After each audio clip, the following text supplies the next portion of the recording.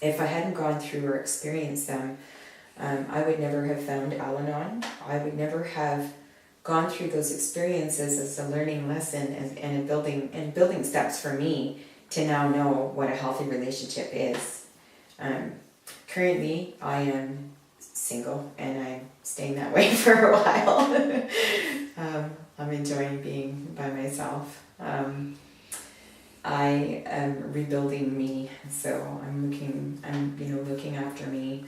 I do healthy things for myself. I go to the gym and I run a bit here and there, and walks and hikes in nature. I have very good friends that I've made that I spend time with. I have a great family support system.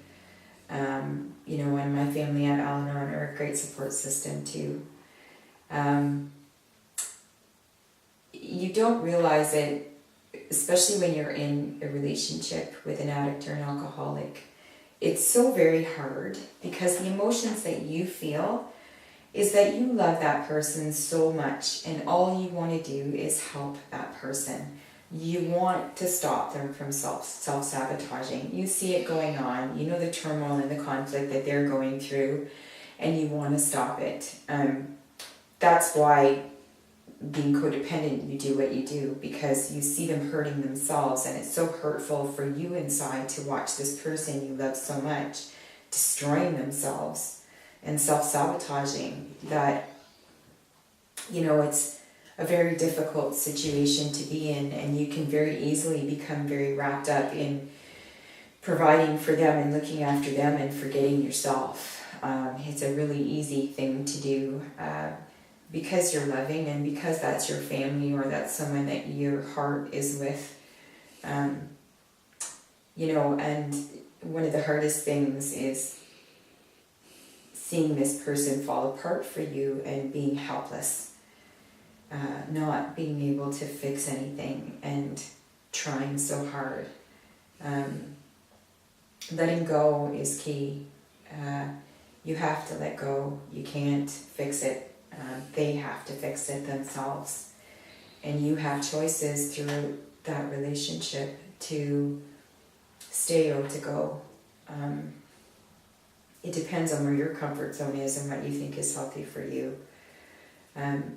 With Al-Anon, you definitely learn how to be in the relationship with the addict or alcoholic, but you still have all of that craziness and all of those things that you go through regularly in living in that dysfunctional environment, because it really is a dysfunctional environment. It is easier if they go to AA and they've been, sober for a few years, or they're trying to become sober, then they've realized what they're doing and they're taking responsibility for their actions. And it does become easier to live with an addict that's not using and an alcoholic that's not using, for sure. Because they're trying to fix themselves. But a lot of times AA and NA aren't enough. They really need to seek a psychologist and go for counseling for the root of the issue. And this is where it's hard, is a lot of people will go to NA or AA, and while in NA or AA they may switch their addictions. So they're getting help for one but not getting help for the next one they take on because they have addictive personalities. They don't go and get to the root of the problem, because when it comes right down to it, they know it's there, but they'll deny it because this is the way they've always lived their life. So they think that the way they're living is okay, and as long as I'm going to AA or NA, then I'm good to go. That's not the case. A lot of these people really need to get help for more issues than just that part of it. And a lot of them don't, and it's really sad because they keep recreating those cycles and keep going through all those things. I think that there comes a time in their life, maybe when they get older, that they sit down and they look back and they think, wow, I should have gone long ago to get help for this, or look at my life now, look what it's become. I'm old. Looks are gone. Nobody wants me. I'm alone. I'm by myself. I have nobody. And this is what they end up being in the end.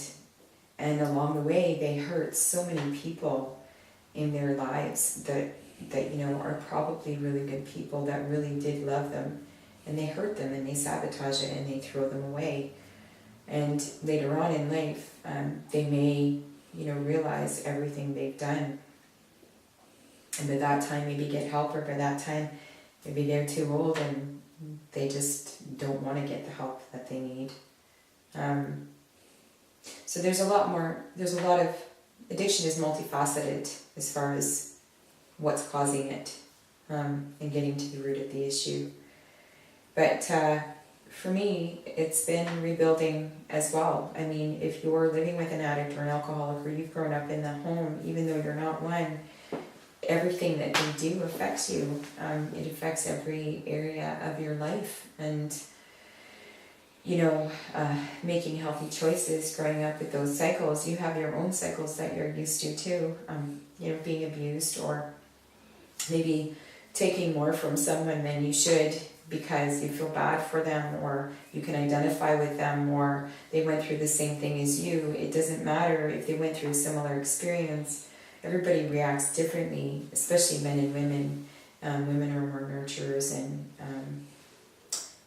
nurturers and loving and compassionate and kind. Guys are built a little bit differently. They're more physical than emotional. So, I mean, they take things away from their experiences of abuse and neglect a little bit different than I think women do.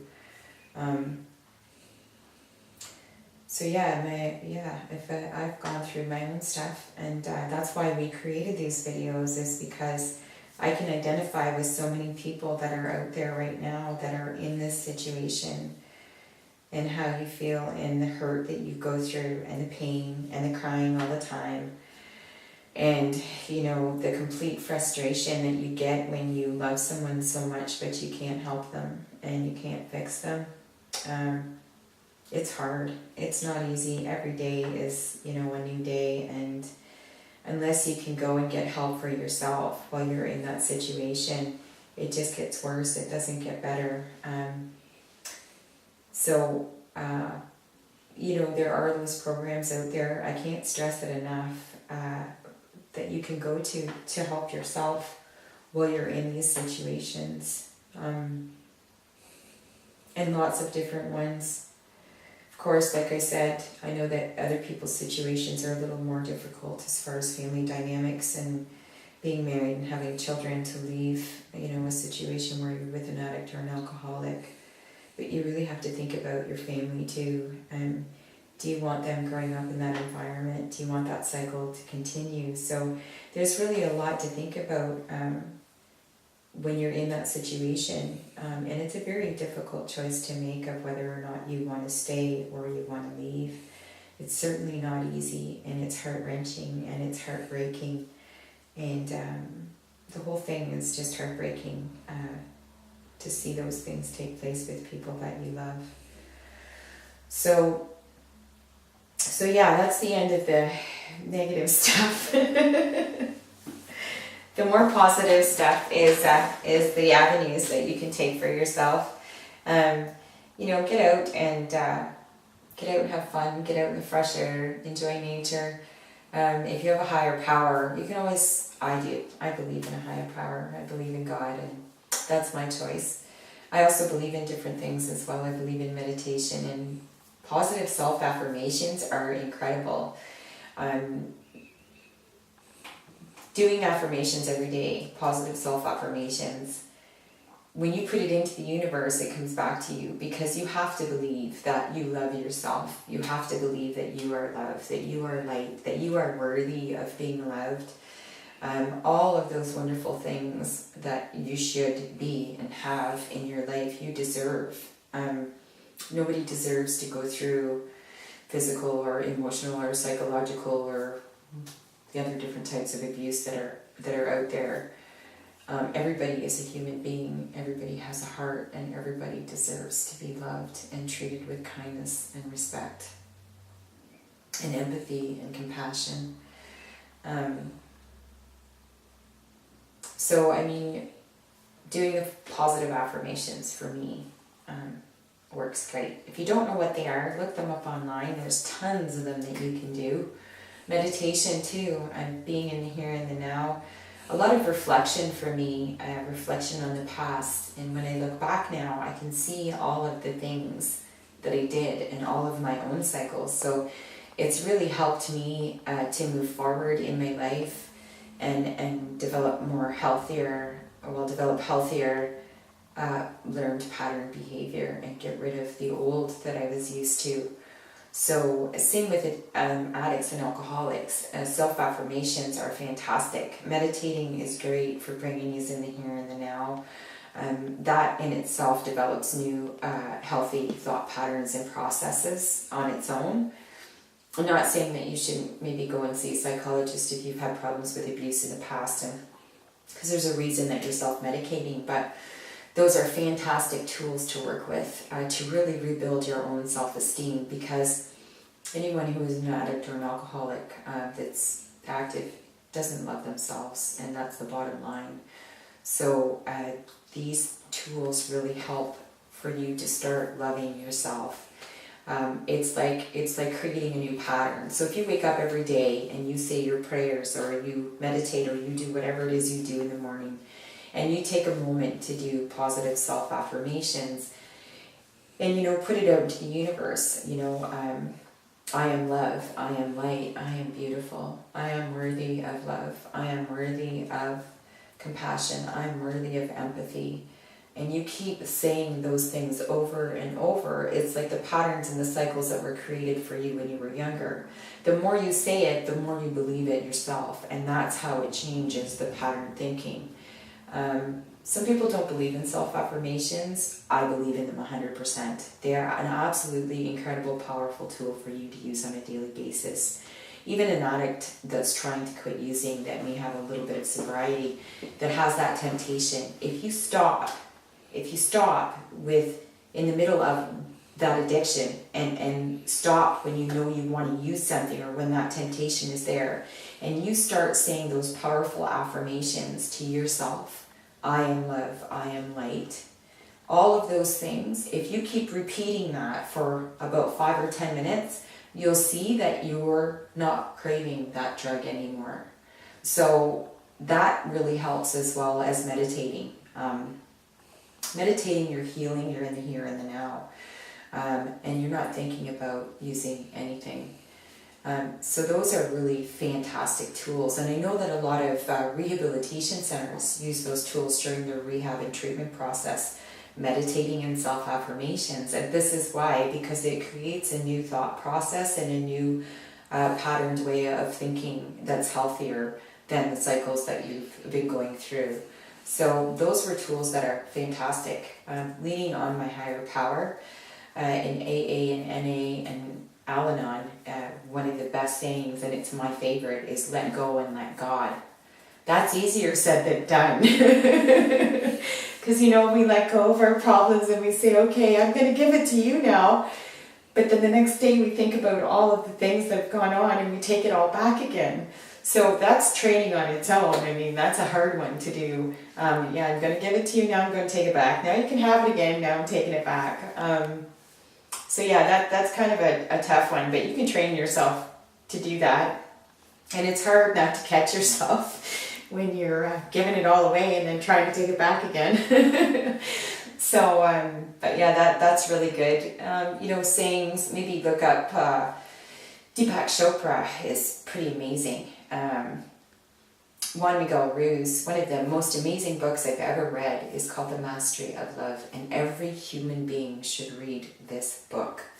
It talks about socialism and how we grow up from childhood on, the wounds that we suffer and how we inflict them on other people. And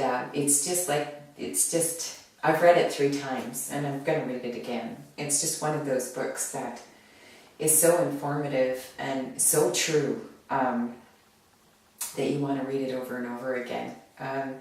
So those are different avenues that you can take and different things you can look up in books and literature and videos on YouTube that you can watch from all these amazing people. There's no reason for anyone to suffer in what they're in, anymore with everything that's out there. But it's knowing what's out there. I mean, if you're in that situation and you have no clue, then how do you know what to do? And, you know, with me being with the addict that I was with, I had no clue about Al-Anon. I wish I had, because maybe things would have been different, or I could have changed things within that relationship, or I would have left that relationship. But I had no clue. And if you don't know about the tools that are out there to be able to use them, then you're ignorant of really what's going on and what you can do to help yourself. So part of this is doing that, is giving everybody the information of what is out there, and how you can help yourself and enable yourself to change your own patterns when you're living in those difficult situations. So yeah, I mean, there's stuff you can look up online. We're also, I think we're going to give an email address. If there's anybody that needs to talk or wants to email with me, I would be more than happy to help you in any way I can. Any questions that you have, anything I can help you with as far as, outreach or programs, or I would love to do that. Even someone just to maybe talk to is always really nice when you're going through a very difficult time. Heartbreak is horrible to deal with, and sometimes it takes a very long time to get over the broken heart of losing yourself in a relationship with an addict and becoming codependent. It's like I said, one of the hardest things is when you work so hard to try to help somebody and heal them and try to fix them, and you lose yourself. It's probably one of the most heart-wrenching things that can happen, because you forget who you are in the end. You put so much effort into looking after that person and trying to make everything right for them, that there's really none of you left. And it's hard to rebuild you again, to find out who you are again, and to become healthy again yourself. So I completely identify with a lot of what people are going through out there in all the different situations, including the physical abuse. So that's why I'm here, and that's why Brian and I have decided to do this, so that we're able to help as many people as we can, whether it be, an email or texting or keeping in touch with you to help you go through what you're going through. We want you to know that you're not alone, and that we will do everything we can to assist you in anything you need assistance with what you're going through. So, given all that information, I guess this is going to be the end of this segment, and we'll be back for another one. I'm going to be doing, I think, taking out some of my books and maybe reading some of the quotes from them, and reading some of the parts of the different books that I have, just to give you guys an idea of the books that I've read and how helpful they are. And you can pick them up, I think, anywhere. I don't know about the Mastery of Love. You might have to look for it online, but I know that Deepak Chopra's online. He has some great YouTube videos. There's a lot of different things that are online that you can look up as far as books go. Even resources. I know that where I live in Kitchener-Waterloo area, there's a really good program ran through a church here for childhood survivors of abuse and neglect, and I'm pretty sure in any metropolis or city centre that they probably have the same thing. So that would be a really good step to take if you've been through that.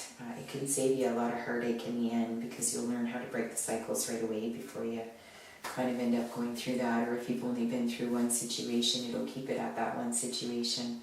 So yeah, look it up. If you guys, if you need help with anything, just we'll attach the email, I think, to the end of this segment. So look at the end, and you'll see the email address that you can contact me at, and I can help you with anything you need help with. So thanks for listening, and it was hard for me to share that. It's not easy to bring back those memories that I have. It's never easy. It's nice to try and forget them, but especially with some of the horrific experiences that I've gone through. But if telling you my experience helps you, then, you know, that's a good thing. So, yeah, thanks for listening, and we'll see you in the next segment. God bless.